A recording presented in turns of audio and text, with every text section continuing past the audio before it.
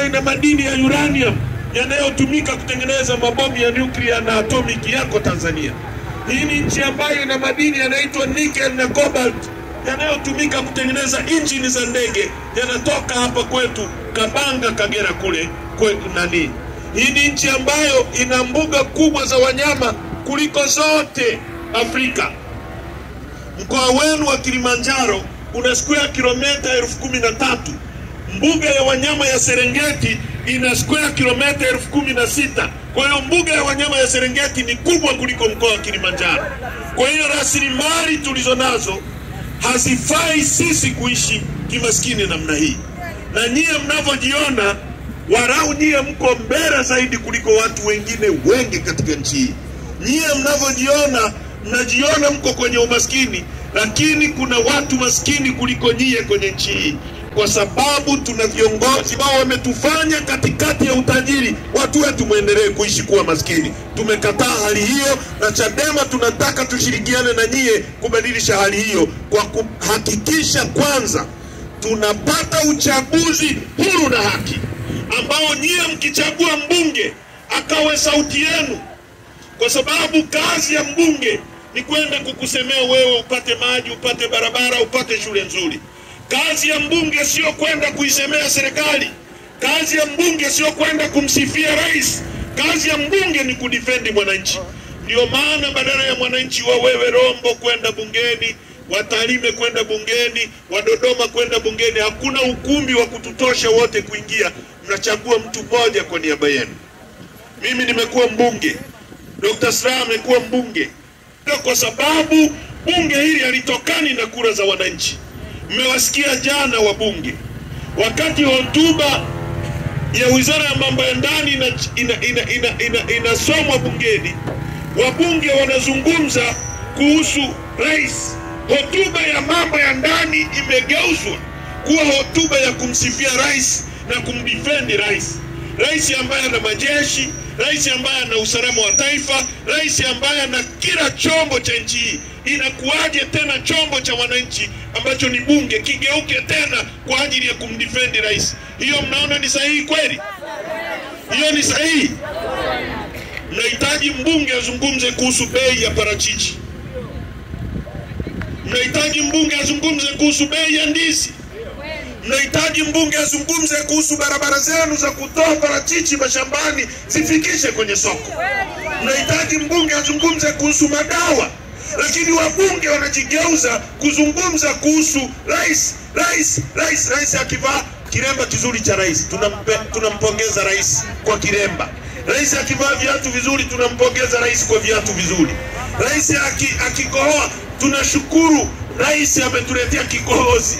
Mvua ikinyesha Rombo, tunashukuru mama ametuletea mvua. Kana kwamba kabla ya huyu mama mvua ilikuwa inyeshe hapa. Sasa hayo mambo hayakubaliki watu wa Rombo. Na haya mambo yanafanyika hivi kwa sababu hatuna tume huru ya uchaguzi. Kwa sababu wabunge na madiwani hawawajibiki kwenu, wanawajibika kwa serikali. Ndio maana Chadema tumesema ifanyike kwanza mabadiliko ya sheria ili tushindane kwenye uwanja unaolingana. Nyie mnasemaje watu wa Rombo? Nyie mnasemaje? Watu wa Tarakea nyie mnasemaje? Baraza la Maaskofu Katoliki limeunga mkono hoja ya Chadema kwamba kufanyike kwanza mabadiliko. KKT imeunga mkono kwamba tubadilishe kwanza sheria. Shura maimamu imeunga mkono kwamba tubadilishe kwanza sheria. Waliobaki wanapinga mabadiliko ya sheria ni CCM peke yako, na vibaraka wanaoitwa chama walichoanzisha juzi wamekihonga fedha, ndio wanaunga mkono twende kwenye uchaguzi wa aina hiyo. Nyie mnasemaje Tarakea?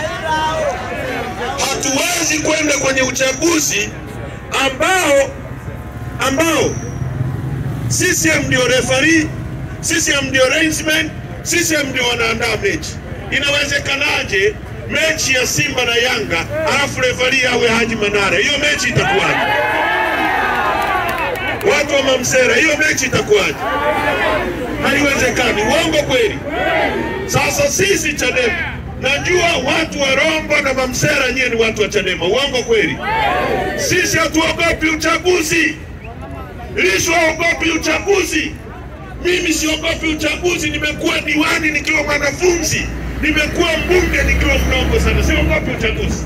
Iwe huru, tushindane. Huyu mama asimame hapa, Lissu asimame hapa, ipigwe dakika 90 kwenye uwanja unaolingana. Mimi atakuwa kwao Kizimkazi. Uongo kweli? Kila kitu cha nchi kinaondoka kinapelekwa kwa wageni. Watoto wenu mnaowazaa mtawalithisha nini nyie watu wa Mamsera? Mtawapa nini?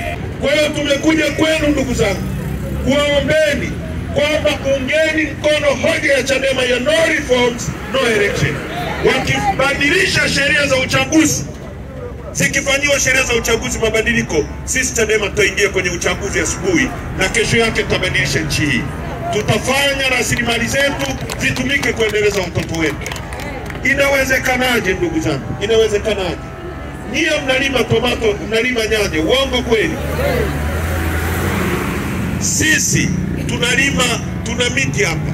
Inawezekanaje mzee wangu kwamba toothpick zinatoka China wakati miti iko hapa? Hao watoto wenu watapata wapi ajira? Kama mnachukua fedha hapa, mnanunua toothpick zinatoka China, mnachukua fedha Tarakea, mnachukua fedha Mamsera, mnazipeleka China kutengeneza ajira. Inakuwaje hapa? Mwalimu Nyerere alijenga kiwanda cha General Tyres hapa Arusha. Uongo kweli? Kilikuwa kinatengeneza tairi za magari. Uongo kweli? Leo tuna bodaboda kila kitongoji.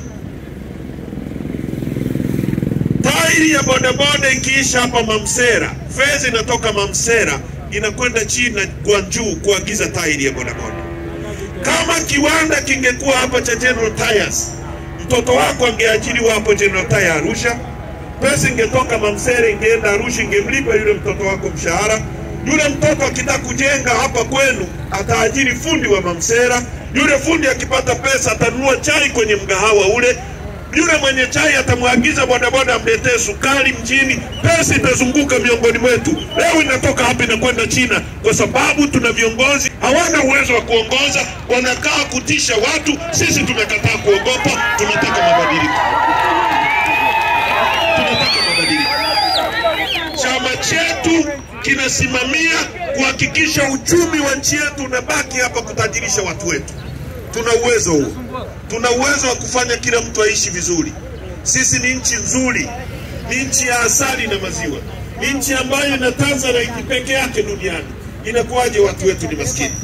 Bob Marley katika wimbo wake wa Rattles anasema in abundance of water a fool is thirsty. Katikati ya wingi wa maji ni mjinga anaweza kuwa na kiu. Katikati ya utajiri viongozi wetu wametufanya kuwa maskini. Tukatae hali hiyo. Umaskini huu hatujajaliwa na Mwenyezi Mungu. Huu ni umaskini wa kutengenezwa na CCM. Mwenyezi Mungu angetaka tuwe maskini, asingetupa dhahabu, asingetupa ziwa Victoria, asingetupa Tanzanite, asingetupa mbuga za wanyama, angetuweka jangwani Misri. Lakini alituleta hapa kwa sababu akatuweka kwenye nchi nzuri ambayo mvua inanyesha. Alitaka tuishi vizuri. Maisha yenu yanaharibiwa kwa miaka 63 na chama kimoja. Imetosha sasa. Imetosha, tubadilishe. Tunataka sheria ambazo zitaruhusu hata Chadema tukiingia madarakani, tusipotekeleza yale tunayowaambia, muwe na uwezo wa kutupiga chini na kuweka mtu mwingine. Mnajua jirani zenu Kenya walivyofanya mabadiliko. Leo kule Kenya mzee wa miaka hii anapewa pension na serikali. Kwa nini? Kwa sababu wamebadili uongozi. Hapa nchi hii mwalimu akistaafu anapewa pension. Uongo kweli? Askari akifikisha miaka 60 akistaafu anapewa pension. Uongo kweli? Mimi nilipokuwa mbunge nimefanya miaka 5, nilipomaliza nikapewa milioni 272 pension. Uongo kweli? Lakini mama anayelima hapa parachichi au anayelima ndizi zikitoka hapa ndio askari anakula ili abaki ofisini. Fundi anayemjengea askari, kwa sababu askari ajengi, yeye akitimiza miaka 60 anapewa nini? Kwa sababu asingekuwepo huyo fundi, askari asingekaa kazini. Uongo kweli?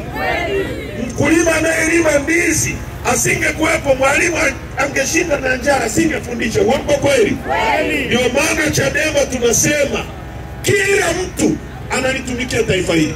Mkulima anayelima naye analitumikia taifa, askari analitumikia taifa, bodaboda analitumikia taifa. Chadema tumesema tukipewa nchi hii, kila mtu atakayetimiza miaka 60 tutamlipa pension, kwa sababu na yeye amehusika katika kujenga nchi hii.